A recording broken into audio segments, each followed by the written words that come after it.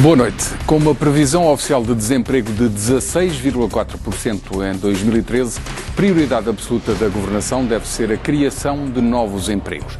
Para atingir este objetivo e para reequilibrar a balança externa do país, o Governo quer agora criar condições para que os empresários voltem a apostar na indústria. O apelo do Ministro da Economia para a reindustrialização da Europa assumiu esta semana dimensão internacional com a publicação de um artigo no Wall Street Journal em conjunto com os ministros da Economia da Espanha, França, Itália e Alemanha. Convidado desta edição, precisamente, Álvaro Santos Pereira. Doutor, muito obrigado por ter vindo. Boa noite.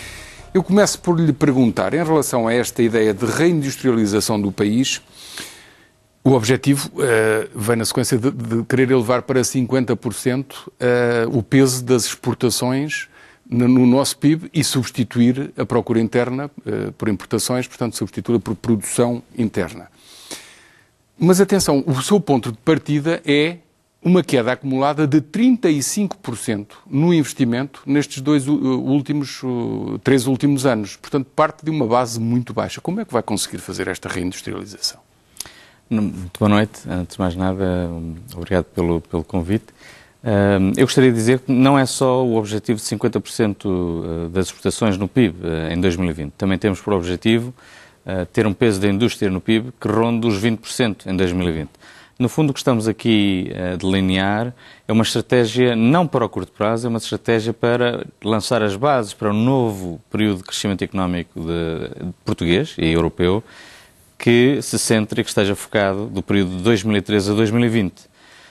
Pensamos que é fundamental apostar na indústria por uma simples razão. Durante muitos anos, décadas até, a Europa manteve a ilusão de que era possível deixar fugir a sua indústria para outras regiões do globo, deixar deslocalizar a sua indústria, porque podíamos depois importar bens a baixo custo a que poderíamos consumir. Ora, esse foi um erro estratégico da Europa e um erro estratégico de Portugal. Da Europa e dos Estados Unidos. E dos Estados Unidos também. Porquê é que foi um erro estratégico? Porque nós, neste momento, estamos a ver muito claramente que, ao termos deixado de fugir tanta indústria, estamos com um problema de desemprego muito grave e estamos também com problemas de competitividade assinaláveis. Portanto, e com problemas de balança externa, porque, entretanto... E com problemas de balança externa. Portanto, todos, ou grande parte dos nossos problemas e desequilíbrios macroeconómicos dos últimos anos, grande parte do nosso problema de desemprego, deve-se não só à crise da dívida, mas também aos erros estratégicos de não termos apostado nos nossos setores produtivos. Durante muito tempo, nós, em vez de termos aproveitado os nossos fundos comunitários para apostar na agricultura, para apostar nas pescas, para apostar na indústria, apostar em serviços e turismo de qualidade, apostamos e utilizamos os nossos fundos comunitários para construir principalmente infraestrutura. Tivemos grande parte dos nossos fundos comunitários para construir estradas, para construir grandes obras, para construir rotundas, pavilhões de ginásio desportivos e piscinas. Esse é o diagnóstico do que foi feito, já sabemos que é um erro, certo, com a banca a potenciar ainda mais esse erro, que essa também foi a realidade, agora temos que olhar para o futuro. E eu portanto, temos que mudar de modelo económico. Muito bem, mas eu pergunto-lhe assim, se não produzimos o que consumimos, é porque o que produzimos cá não é competitivo com o que é importado. E não é competitivo porquê? Porque há muitos condicionamentos, nomeadamente a começar pela mão de obra, que é muito mais elevada. Como é que o Sr. Ministro decreta que vai fazer a reindustrialização se os condicionantes continuam todas cá? Nós temos que olhar para a competitividade da nossa economia, a competitividade da indústria, não só focarmos nos custos laborais, mas temos que olhar para o problema da competitividade. Eu falei nesse, mas são vários.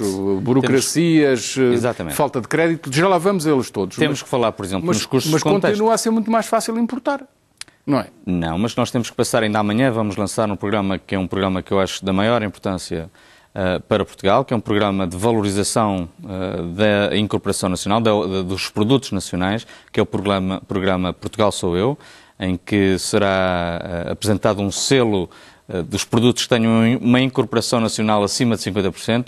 Porque é que é tão importante? Para valorizarmos exatamente o que é português, para valorizarmos para as pessoas quando estiverem nos supermercados ou estiverem nas lojas e tiverem a possibilidade de ter dois produtos à sua frente, um que tenha grande incorporação nacional e outro não tenha, se os preços forem semelhantes, decidam por comprar português.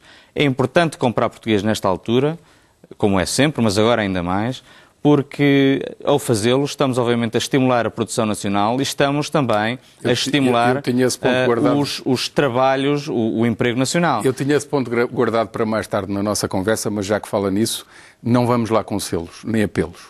E eu digo isto porque falta o mais importante, é o Estado dar o exemplo. Ainda aqui há dias uma grande empresa, que não é pública, é privada, mas uma grande empresa, e todas as outras deviam seguir o exemplo, disse assim: para a nossa frota vamos comprar carros fabricados em Mangualde.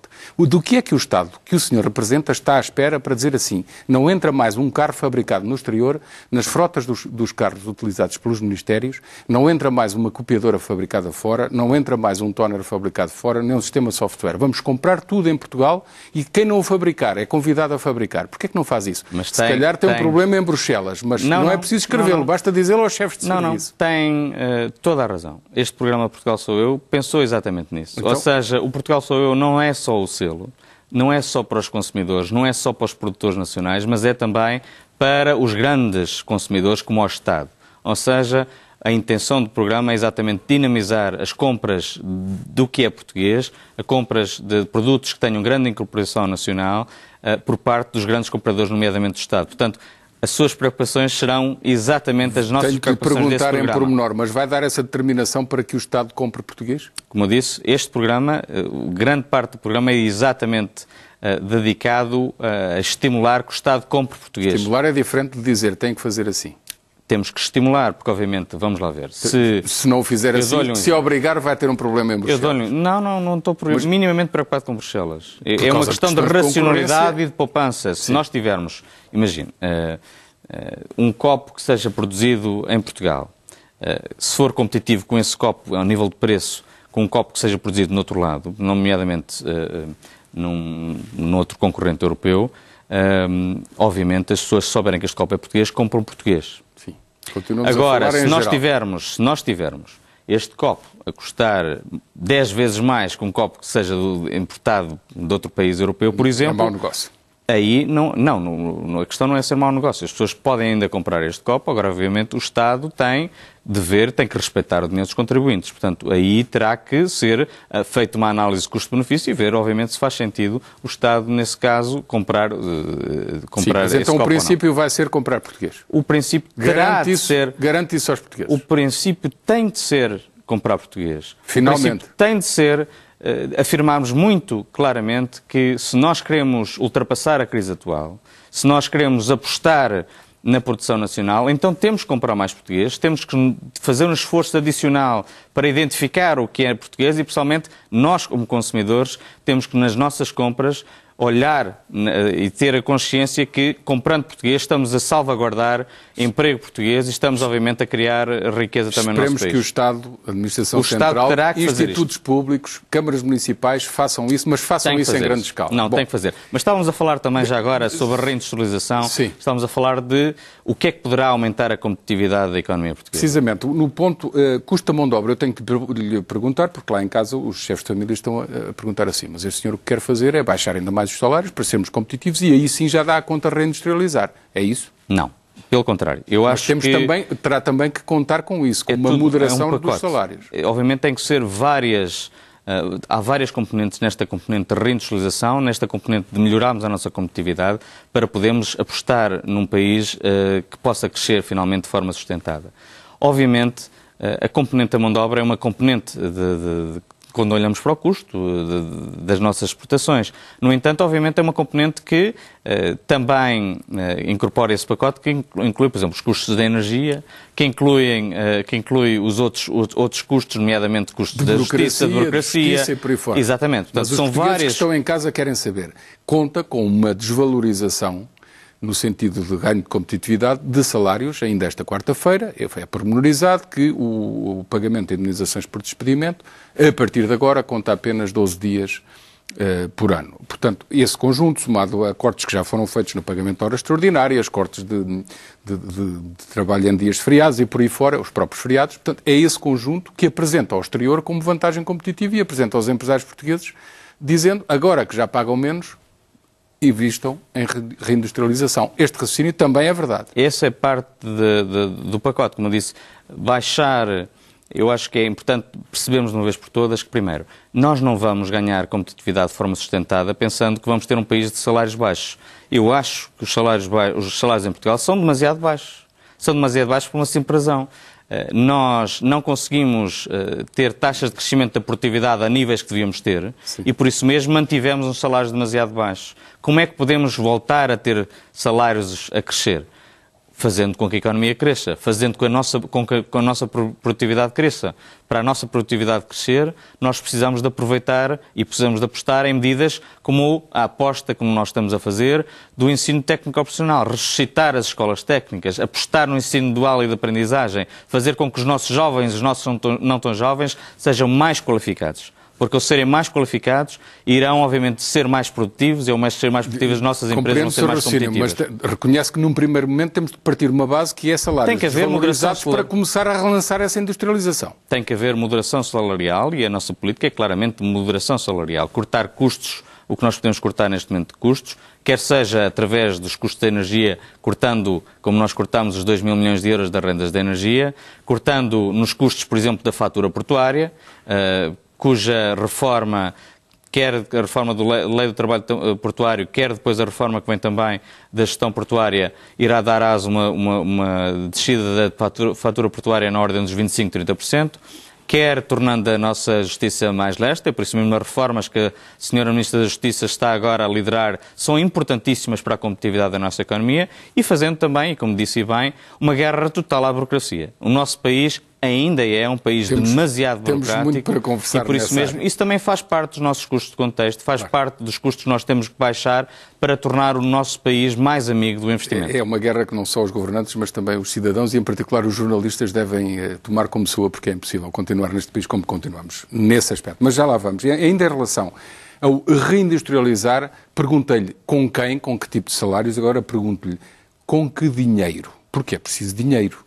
Num país em que as empresas estão sobreendividadas, descapitalizadas, de onde é que vem dinheiro para elas começarem a investir? E, tendo referido no início deste programa que já vamos em 35% de queda do investimento. Portanto, como é que pode ser possível inverter este ciclo e as empresas terem dinheiro para voltar a investir, nomeadamente no fabrico de produtos que se compram nas prateleiras de supermercados? Certo. Como é que isso é possível? Se quiser, podemos falar depois daqui um bocadinho mais sobre a recapitalização das empresas, que é uma das matérias mais importantes que nós temos em mãos. Sim. Para o financiamento das empresas. Genericamente, arranjar dinheiro para essas empresas. Onde é que estão os nossos recursos? Primeiro, nós temos que utilizar os nossos recursos de uma forma melhor. Nós, durante décadas, utilizámos os nossos fundos comunitários, que são fundos muito apreciáveis, para fazer infraestrutura, para fazer obra. Porque, obviamente, para muitos governos era bem visto ir lá inaugurar a obra, dava votos e, obviamente, construir uma estrada, um pavilhão gimnodesportivo, uma piscina,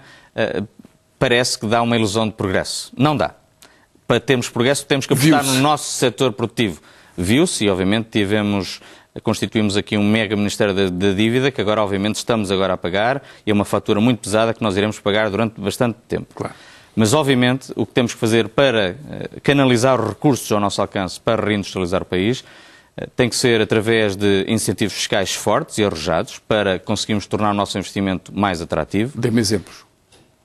Alguns desses incentivos fiscais estão no Orçamento de Estado. Não, os que já estão no Orçamento já conhecemos. Que outros quer fazer? É sabido que nós estamos a defender também que haja uma baixa do IRC para novos investimentos. Achamos que é muito importante porque não terá impacto orçamental, primeiro, e por outro lado, é importante que nós tenhamos competitividade fiscal. Para 10% de IRC.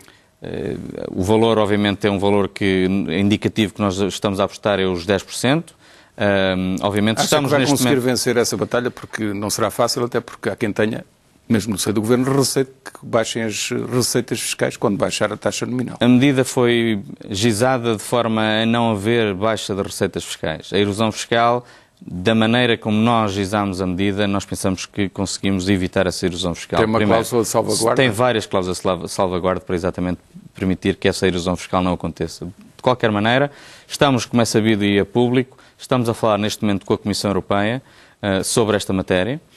Pensamos que esta medida não infringe as regras de auxílio de Estado, mesmo que no limite houvesse esse problema, Existe uma salvaguarda no Tratado da União Europeia, no artigo 107, número 3, que diz muito claramente que os países, quando passam por uma grave perturbação económica, as regras dos auxílios de Estado são compatíveis.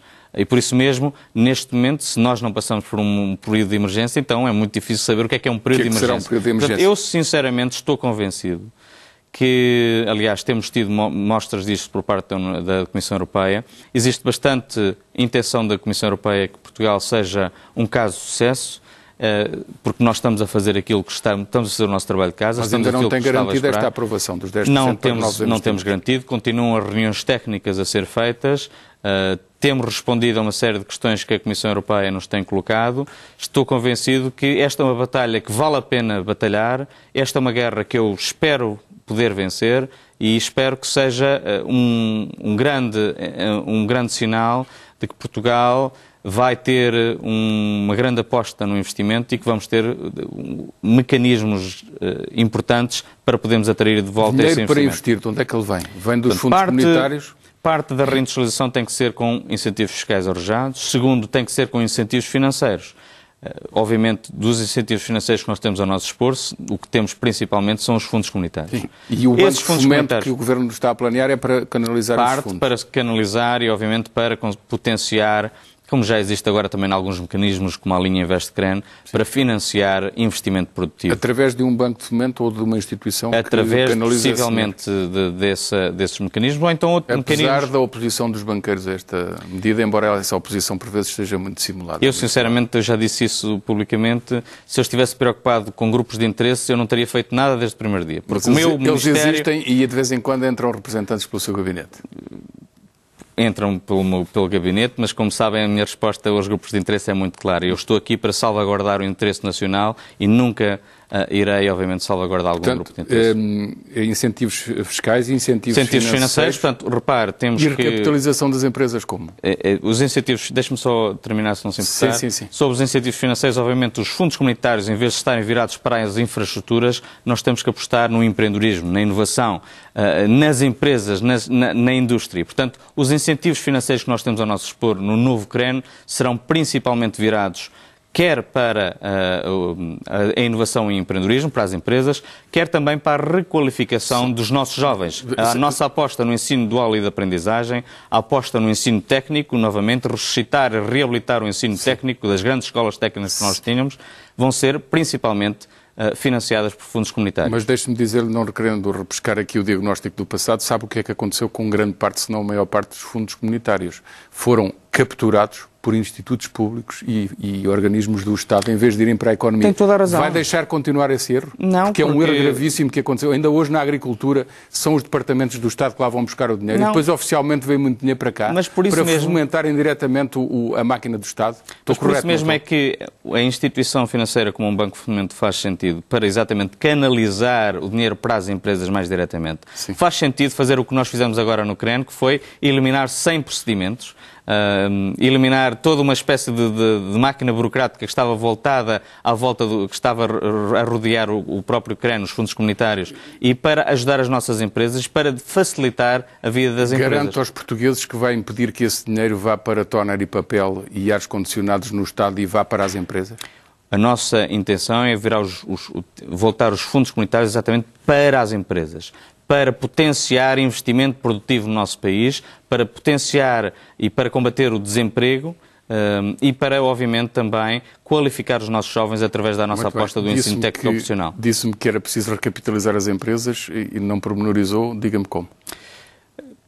Neste esforço de reindustrialização do país, nesta estratégia de fomento industrial, é muito importante garantir as novas fontes de financiamento das nossas empresas. Um dos grandes problemas que nós temos e que estamos a viver hoje em dia é que muitas das nossas empresas, primeiro, o nosso tecido produtivo é em grande parte constituído por micro, pequenas e médias empresas. Só as micro e pequenas empresas são mais de 85% das empresas nacionais. Que a descrição e diga o que vai fazer para recapitalizar. Portanto, o que nós temos que fazer um dos grandes problemas das nossas empresas é que estão demasiado endividadas. Acederam ao crédito durante demasiado tempo. Nós agora temos das empresas mais endividadas da Europa. Por isso mesmo temos que arranjar formas alternativas de financiamento. Por exemplo? quer através, obviamente, desses fundos comunitários, mas principalmente através de linhas de recapitalização das empresas que irão permitir que as empresas possam ter mais capitais próprios. As empresas precisam ter mais capitais próprios para ter mais músculo financeiro, mais autonomia financeira. Os fundos que transmitem essas linhas ficam acionistas? Exatamente, portanto, agora também já estamos a fazer com os fundos de revitalização, já estão a fazer parte desse mecanismo e agora, obviamente, a intenção é termos linhas de recapitalização das empresas em que as empresas possam aumentar os seus capitais próprios. Mas iremos fazer mais.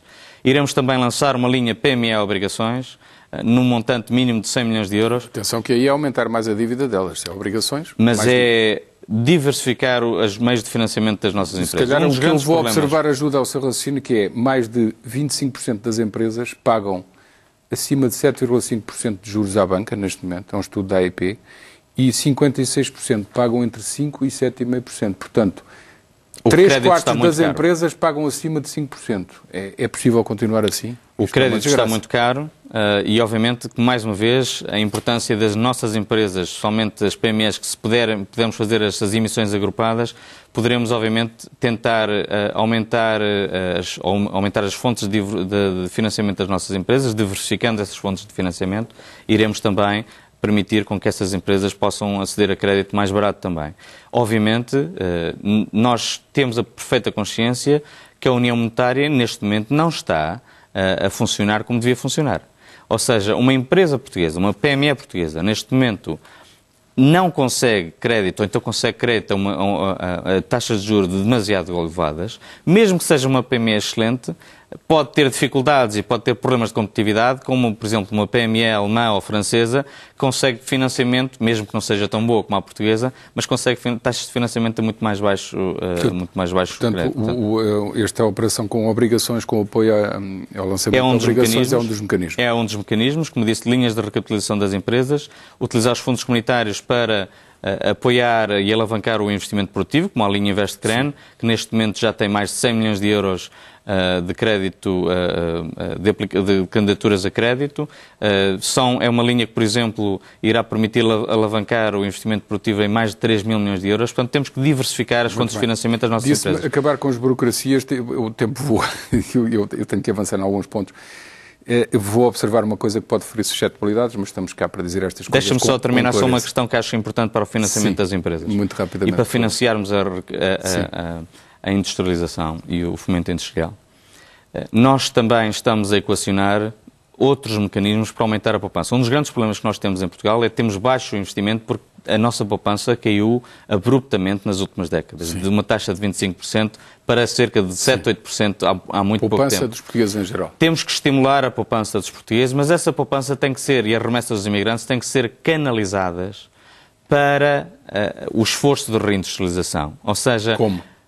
Por exemplo, através da criação, nós estamos a estudar esses mecanismos agora, a criação de títulos de desenvolvimento. Ou seja, os portugueses, estamos a equacionar uma espécie de certificados de investimento em que as pessoas poderiam ajudar a poupar parte das suas poupanças e canalizar parte das suas poupanças para exatamente financiar os projetos de reindustrialização do nosso país. Através de que instituição? O Banco de Fomento? Utilizando o Banco de Fomento ou a garantia mútua, ou, portanto, estamos a estudar exatamente qual seria a melhor maneira de o fazer. Já agora, a talho de foice, quando é que põem os portugueses a comprar dívida pública em mercado primário, quebrando esse monopólio que é o dos bancos, que não querem ouvir falar desta ideia, que se calhar levava a que muitos portugueses aplicassem o seu dinheiro no Estado e baixavam os yields, e salvávamos-nos todos? Quando é que fazem isso? Essa é uma pergunta que tem que fazer ao Mas concorda com o princípio ou não?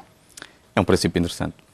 Ainda bem que diz isso. Bom, pergunto-lhe, decretou o licenciamento zero ou quase zero, e eu digo quase porque no quase é que está a diferença. Esta formulação fere suscetibilidades, mas estamos cá para a fazer diretamente. Não tem medo de ser boicotado por responsáveis da administração local, regional e dos ministérios que vão continuar no circuito a emperrar completamente o licenciamento da empresa? Repare, já o tentaram fazer até no meu próprio Ministério.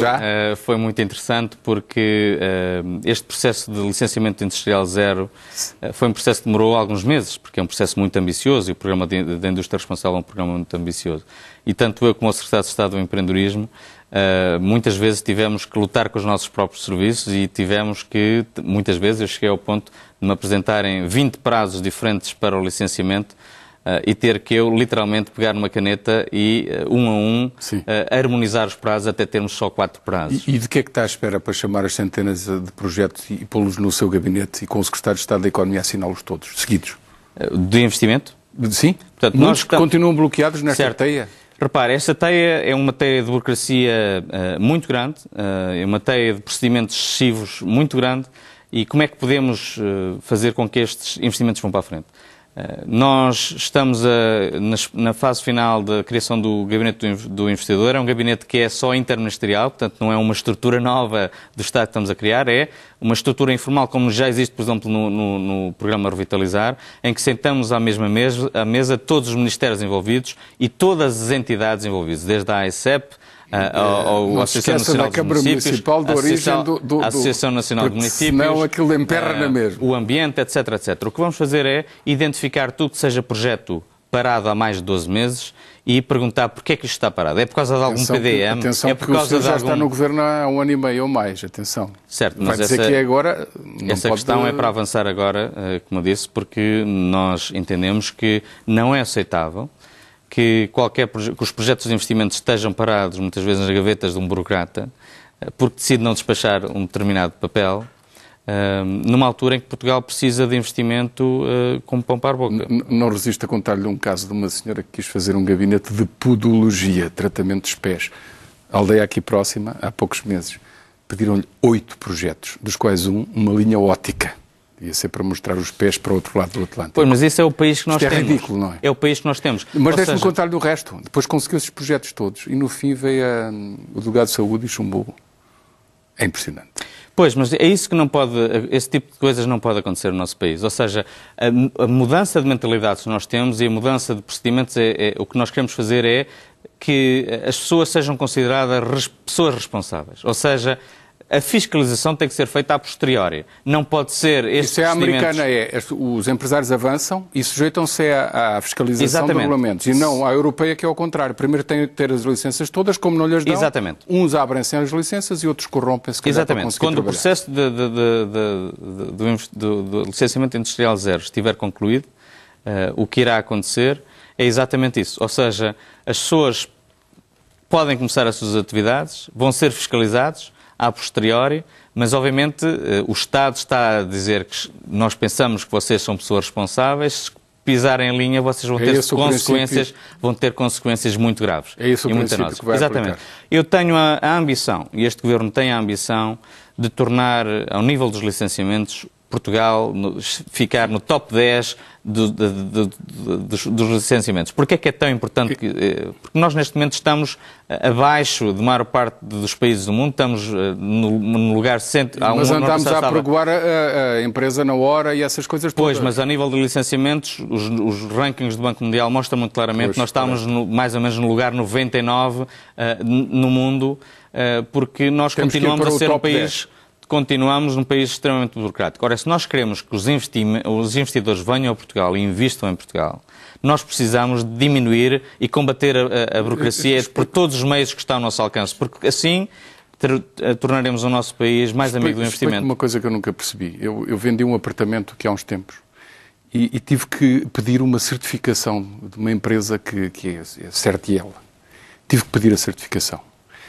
E quem fez a instalação tinha o alvará para a fazer. E essa empresa fez para amostragem, não entrou no apartamento. Isto é inconstitucional. Pagar eu 250 euros por um serviço que eles não fizeram e a lei protege. Você vai acabar com esta aberração da lei. Eu, sinceramente, não sei exatamente funciona qual é assim. mas estas empresas não precisam de fazer o serviço. A lei permite fazer por amostragem. Não vão e as pessoas têm que pagar. Isto é uma aberração. Vai acabar com ela. Eu acho que o que é importante é todos nós, Governo e sociedade civil, trabalharmos em conjunto para combatermos a burocracia por todos os meios que estão ao nosso alcance. Ou seja, é importante que esses casos e outros sejam exatamente denunciados para nós podermos identificar aquilo que nós temos que eliminar. Está na lei, eles podem fazer por amostragem, tem que se pagar pela não prestação do serviço. Se a lei não fizer sentido, tem que se mudar. É isso Mas que esta fizemos, não faz sentido. É isso que fizemos ao nível do licenciamento industrial zero, é isso que estamos agora a fazer ao nível do licenciamento comercial, licenciamento turístico, licenciamento energético e licenciamento de serviços. Muito bem. Pergunto-lhe em relação à eletricidade que aflorou aqui, que é um tema importantíssimo. está a cortar rendas garantidas, mas, enfim, gostaríamos que fosse ainda mais. Aquilo que tem a ver com uma organização de um setor que continua a ter nos seus fundamentos uma ideia certamente nobre, que é termos produção em regime especial, continua a esconder uma verdade que é toda a produção em regime especial é caríssima e o país não a pode sustentar. Vai arranjar alguma maneira de haver alguma baixa substancial da eletricidade, sobretudo para os empresários, neste plano de reindustrialização? Nós sempre identificámos, quer para as famílias, quer para as empresas, que os custos energéticos eram um dos custos mais onerosos para a nossa economia nos últimos anos. E, portanto, nós tínhamos que fazer tudo o que estava ao nosso alcance para cortar esses custos energéticos, para diminuir os custos energéticos. Ora, o que aconteceu nos últimos anos foi a constituição de um verdadeiro monstro elétrico, ou seja, criaram-se sobrecustos, criaram-se rendas excessivas, que fizeram com que o sistema ficasse insustentável. Portugal não foi a exceção. A Espanha está numa situação, porventura, ainda pior que a nacional, mas, de qualquer maneira, todos estes sobrecustos e rendas vieram parar à nossa fatura energética e vieram parar também à dívida que ainda agora estamos a criar. Esse monstro que é o déficit tarifário devia ser expropriado. Agora, é preciso perceber que nós fomos o primeiro governo que cortou nas rendas de energia. Até hoje, nenhum governo tinha cortado um cêntimo sequer nas rendas de energia. Nós cortámos 2 mil milhões. Todos os produtores energéticos estão a contribuir exatamente para diminuir estas rendas. Mas fizemos mais. Atribuímos o poder sancionatório à ERSE, ao regulador, para exatamente o nosso regulador ter mais força e para ter mais músculo contra os interesses instalados, e estamos também a trabalhar na nossa agenda europeia de forma a fazer com que as redes transeuropeias de energia estejam concluídas. Lá para 2020, a França e Portugal podem Nós tivemos boas notícias na última semana, que passaram um pouco despercebidas em Portugal. A mim não, mas fico sempre com a ideia de que isto em que o meu secretário de Estado, e depois demora muito. Não, mas o meu secretário de Estado de Energia batalhou muito por esta matéria no seio da comunidade. E conseguimos aprovar no último Conselho de Energia exatamente que as redes transeuropeias de energia pudessem ficar, as infraestruturas pudessem ficar concluídas até 2015, 2016. Porquê é que isto é tão importante?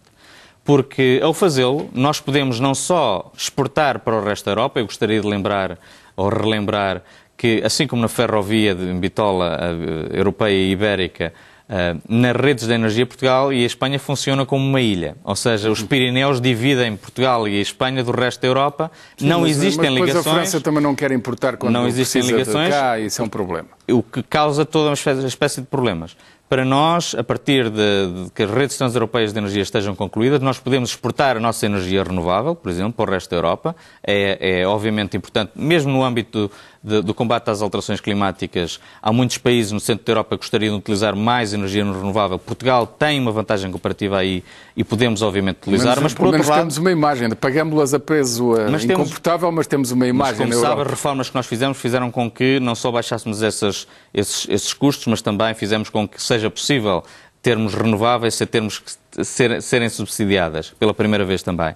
Mas gostaria também só de terminar a dizer que terminar estas redes transeuropeias de energia vai permitir um aumento da competição, da concorrência em Portugal. Ou seja, a partir de 2015, 2016, quando essas redes estiverem concluídas, nós podemos também adquirir energia a outras partes da Europa. Se a de cá não for competitiva? O que vai fazer, obviamente, com que a tensão dos preços, a concorrência dos preços, faça com que os preços tenham tendência mais a baixar. Não deixe de insistir nisto, a receita da Troika e a vossa prática, neste caso, enferma de alguma ingenuidade pensar que liberalizar o mercado da eletricidade contribui para a baixa de preço. Em mercados pequenos de 10 milhões é sempre ao contrário, combinam-se e sobem. E, portanto, eu espero para ver... por isso mesmo é que nós temos que aumentar a concorrência. Espero para ver e acho que deviam era introduzir um limite, dizer assim, acima deste nível não vendem. E voltar a tabular os preços pelo máximo, sem déficit. Fundamental aumentar a concorrência. Foi fundamental, por exemplo, acabarmos com uma pretensão histórica de Portugal, que foi o chamado pancaking entre Portugal e Espanha, que é a tarifa de acesso, de dupla tarifa de acesso aos mercados, ao mercado ibérico, também acabámos com isso, ou vai ser acabado agora em 2013, e obviamente ao aumentar a concorrência com o resto da Europa, nós iremos obviamente garantir muito melhor a sustentabilidade do nosso sistema energético. Que haja mais concorrência e baixo preço sem ser preciso essa limitação. Em relação às low cost de combustíveis líquidos, foi anunciada a intenção, eu não vi nada de concreto da vossa parte, da parte do Governo. Temos uma autorização legislativa e, portanto, tencionamos concretizar esse projeto das low cost. Em 2013? Em 2013. Mas quem é que vai explorá-las? Como disse, nós temos, há duas companhias que neste momento têm interesse em explorar a rede low cost. E, portanto, vão abrir concurso para elas explorar. E iremos, obviamente, podem utilizar alguns mecanismos ao seu dispor, como capitais de risco para o fazer, sim, mas também iremos, como disse, iremos também cumprir o que está na autorização legislativa, que é exatamente mandatar que as gasolinas, a partir de uma certa dimensão, tenham que ter também combustíveis low cost. Uma pergunta, apenas uma, nesta questão das parcerias público-privadas rodoviárias. Já descreveu muito bem em outras conversas o que estava a ser feito, já conseguiu uma série de ganhos, mas há em particular um ou dois negócios que me continuam a surpreender, em investigação, nomeadamente, desta parceria da Grande Lisboa e outra do Norte, em que o Estado vai ter que pagar o equivalente a uma ponte de Vasco da Gama por uma renegociação em que não havia nenhum risco para o Estado. Não surpreende ver este tipo de negócio e não lhe dá vontade de dizer acabou-se a brincadeira, vou nacionalizar isto tudo ou expropriar isto tudo? Repare, o que se passou em vários casos nos últimos anos em Portugal foi que os contratos que foram elaborados nestas e noutras matérias foram contratos, como às vezes se diz, leoninos. Ou seja, foram contratos que estão altamente blindados. Ora, está, disse a palavra, se são leoninos, acaba-se com eles invocando essa característica. São altamente blindados. O problema é que, se o fizéssemos, não estaríamos, porventura, a defender o interesse público, porque o que está exatamente consagrado neste tipo de contratos é que o Estado iria ser altamente lesado.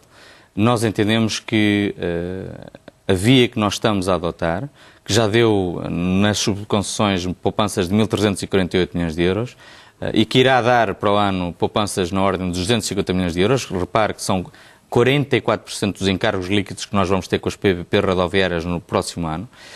E esta via irá dar também poupanças pelo menos 7 mil milhões de euros até final dos contratos. Portanto, 7 mil milhões de euros durante 30 anos? Pelo menos 7 mil milhões de euros. Sim. Pensamos que esta via é a melhor maneira de conseguirmos salvaguardar o interesse público. Pensamos que se fôssemos por outras vias, podem ser mais populistas, podem ser, à primeira vista, mais interessantes, mas quando olhamos exatamente para os contratos e quais seriam as consequências jurídicas para o próprio Estado, vemos muito claramente que a via que estamos a tomar é a via certa e que irá dar aso exatamente a poupanças para os contribuintes muito assinaláveis. Infelizmente o tempo voa, estamos próximos do fim. Peço-lhe respostas breves para 3 ou 4 pontos.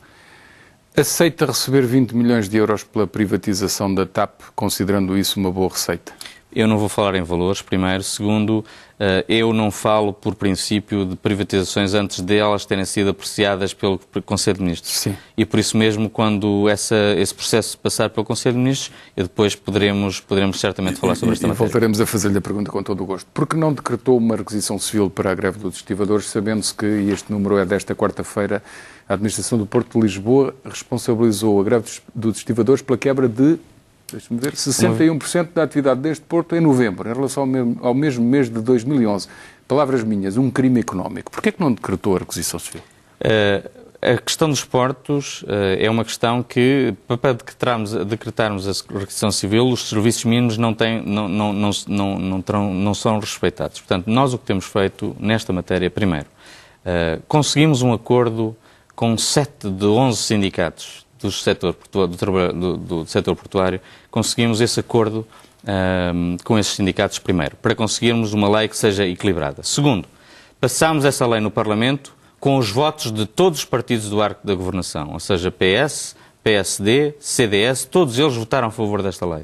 Agora, obviamente, sabemos que assim que a lei esteja promulgada, é importante não hesitar e, obviamente, todos os meios serão utilizados para ultrapassar este problema. Eu gostaria de relembrar que esta greve tem afetado principalmente de forma desproporcionada alguns portos. Como disse bem, o Porto de Lisboa neste momento perdeu 2/3 da sua carga em relação ao período homólogo do ano passado por causa destas greves. O que estamos a fazer é matar o Porto de Lisboa. Estamos a prejudicar grandemente estes portos e ao fazê-lo, obviamente, e os operadores já disseram isso, postos de trabalho poderão ser postos em causa.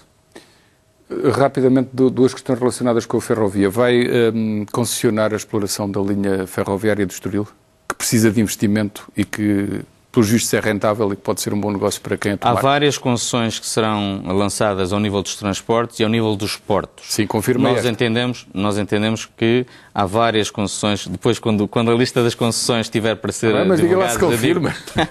Quando a lista estiver para ser divulgada, eu divulgarei. Pronto, não desmentiu. Mas, como disse, é importante, obviamente, fazer com que estas concessões sejam sustentáveis e façam sentido para o interesse público. Não percebi o concurso que vai ser lançado para ligar por ferrovia, salvo erro, Évora ou ali próximo, até Badajoz, para fazer a ligação de mercadorias de Sines até à fronteira.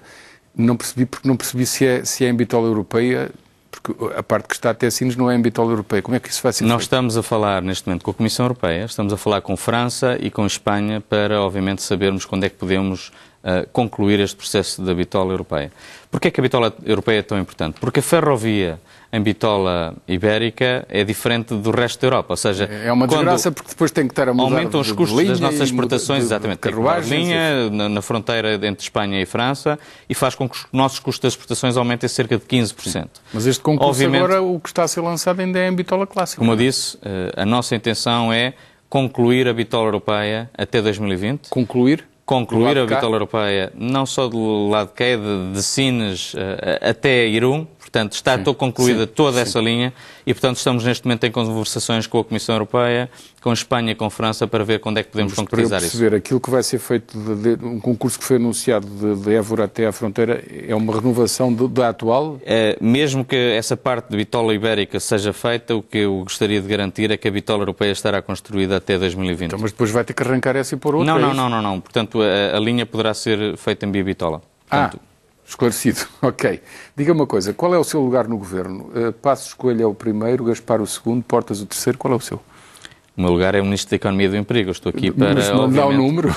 Eu acho que... números, sinceramente, não acho que seja a minha grande preocupação. A minha preocupação é, obviamente, criar as condições para que Portugal volte a crescer. É por isso que esta estratégia da reindustrialização é tão importante e é por isso que a nossa agenda europeia é tão importante. Mas isto não se faz em um ano, nem em dois, portanto vai chegar até ao fim do mandato. 2020.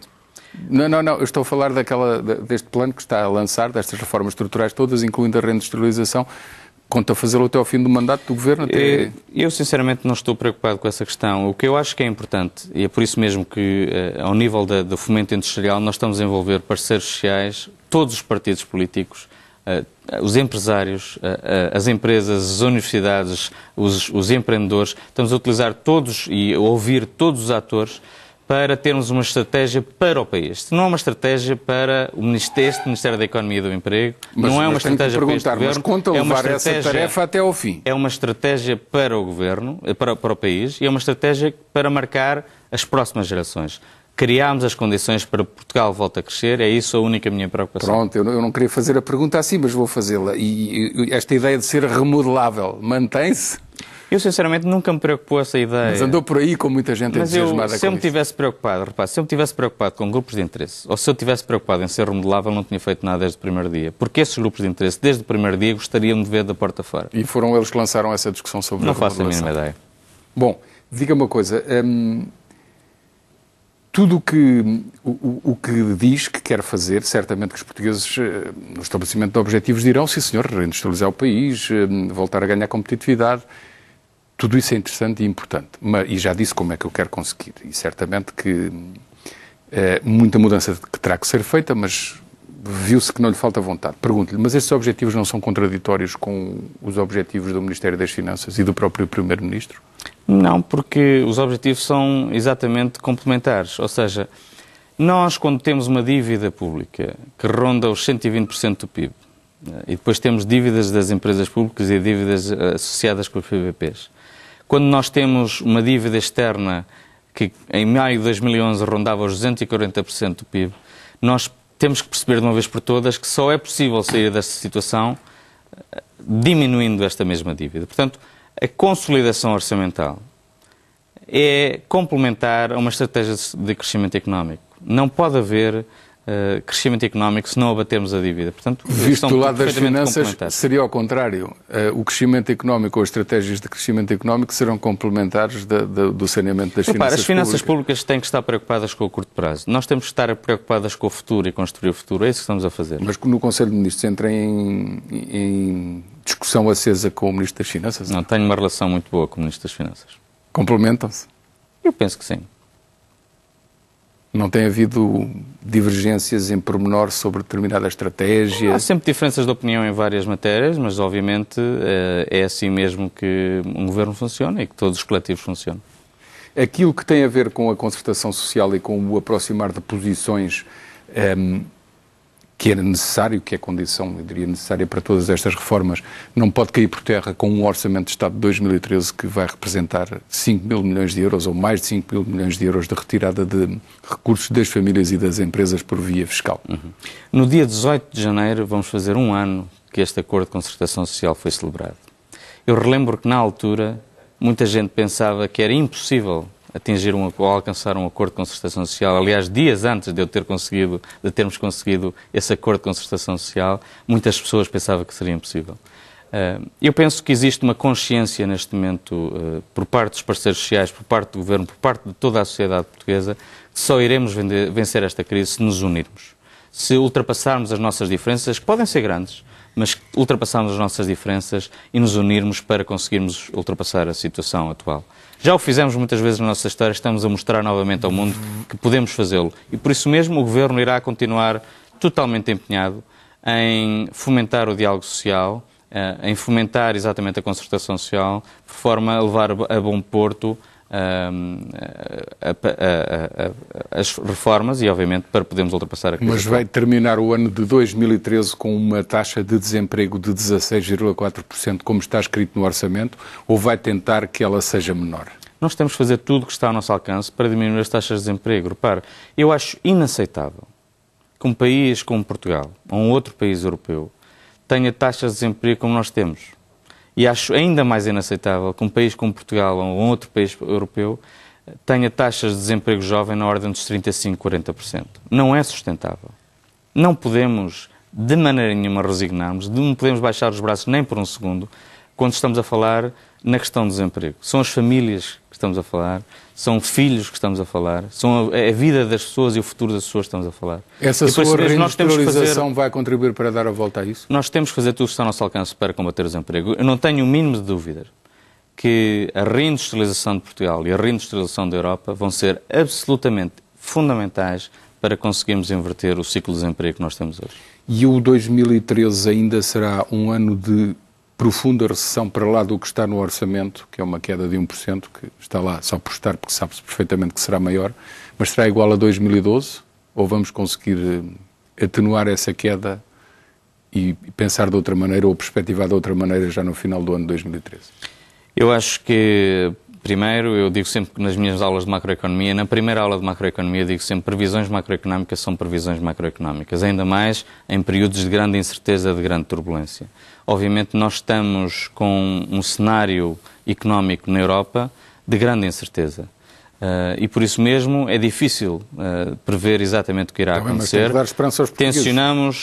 Pensamos que estamos a criar as condições por forma que seja possível inverter o ciclo depressivo que estamos embrenhados neste momento o mais rapidamente possível. Última pergunta, mas não corremos o risco, até porque, e ainda lembrando um ponto da nossa conversa, que é responsabilidades futuras de parcerias público-privadas, que apesar do corte ainda continuam, e que em 2014 e 2015 aumentam, porque está assim escrito nos contratos, não receia que em 2014, com a impossibilidade de regressarmos aos mercados, tenhamos que pedir mais ajuda? Repare, a reforma do Estado, como nós não falámos, mas a reforma do Estado é tão importante, em parte também, para cortarmos despesa de forma estrutural na nossa economia, por forma a poder aliviar outras vertentes. Vai a tempo esse corte para não precisarmos de uma continuação do resgate? Nós estamos a fazer, e Portugal está a fazer tudo que está ao seu alcance para cumprir este memorando de entendimento, para cumprir este programa de ajustamento e tencionamos, obviamente, manter esses objetivos até o final do programa. Dr. Álvaro Santos Pereira, muito obrigado. Muito obrigado. Boa noite. É tudo. Até quarta-feira. Tenha uma boa semana.